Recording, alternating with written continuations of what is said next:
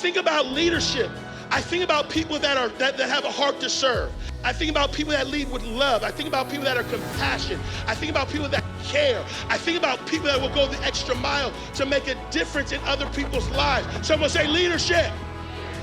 Because I found that not only got to be a servant, but I got to be able to endure. What does that mean? I got to be able to eradicate the challenges that try to hold me down. I got to be able to overcome the situations. I got to be able to persevere. I got to understand that rejection is direction to something better. I got to understand that no matter how great the challenge is, I have the power to overcome. In essence, at the end of the day, I don't run from challenges. I step up and I address them.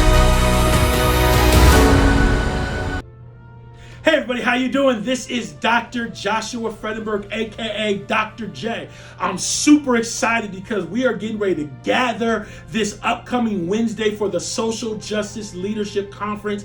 It's about to be off the charts. We're going to have an incredible time. I believe I have some words that are going to be very empowering for you. So whatever you do, make sure you block that day off because we're getting ready to have a good time as we talk about leadership, diversity, and social justice. Look forward to seeing you soon.